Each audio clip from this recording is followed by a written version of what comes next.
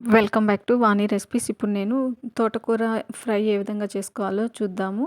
ఇది మనము రసం పెట్టుకున్నప్పుడు గానీ, లేదా పప్పుచారులకు గానీ, ఇలా అన్నిటిలోకి చాలా టేస్టీగా ఉంటుందండి. ఇప్పుడు ప్యాన్ పెట్టుకొని హీట్ ఎక్కిన తర్వాత 2 టేబుల్ స్పూన్ ఆయిలు, కొంచెంగా ఆవాలు, జీలకర్ర, శనగపప్పుని యాడ్ చేద్దాము. ఇవన్నీ మొత్తం ఫ్రై అవ్వాలి. ఇవన్నీ ఫ్రై అయిన తర్వాత ఉద్దిపప్పును కూడా కొంచెం యాడ్ చేసుకోండి. ఇవన్నీ ఫ్రై అయిన తర్వాత ఒక ఆనియన్ని యాడ్ చేయండి. అది బాగా ఫ్రై అయిన తర్వాత, మెత్తబడిన తర్వాత ఆనియన్ మనము పక్కన నీట్‌గా కడిగి కట్ చేసి ఒక కట్టని తోటకూరని తీసుకుందాము. ఇప్పుడు అది పెనంలో వేసుకున్నాక దీన్ని హై ఫ్లేమ్‌లోనే పెట్టుకొని కింద అడుగు అంటకుండా ఫ్రై చేసుకోండి కాసేపు.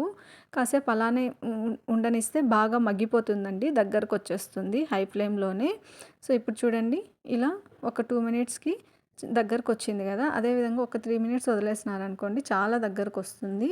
ఈ విధంగా చేసి పెడితే పిల్లలు గూడా తింటారు. ఎందుకంటే వాళ్ళకి ఎగుటు అనిపియదు. అంత టేస్టీగా ఉంటుందనమాట. మనం గానీ ఈ విధంగా చేశామంటే. సో, ఇప్పుడు చూస్తే గనక చాలా దగ్గరకొచ్చేసింది. ఇప్పుడు ఇందులోనే పసుపు కొంచెం, అదేవిధంగా దానికి కావాల్సినంత ఉప్పుని రాళ్ళుప్పు కాకోకుండా సాల్ట్‌నే వేయండి ఫ్రైస్‌లో మాత్రము.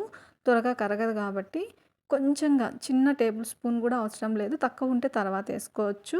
అది అలానే ఇంకా ఒక 2 మినిట్స్ లో ఫ్లేమ్‌లో పెట్టి వదిలేయండి. ఆ లోపల మసాలా రెడీ జేసుకోండి. ఎండు కొబ్బరి 4, 10 వెల్లుల్లిపాయలు, అదేవిధంగా శనగగింజలు 4, 5 మిర్చి వేసుకొని బాగా రఫ్‌గా కొట్టుకోండి.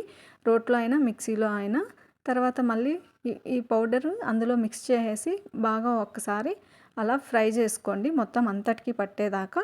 ఆ విధంగా ఫ్రై చేసుకున్నాక మొత్తానికి పట్టిన తర్వాత ఇంక మనము రైస్‌లోకి, రసంలోకి గానీ, పప్పుచారులోకి గానీ, పప్పన్నంలోకి గానీ బావుంటుంది. ట్రై చేయండి.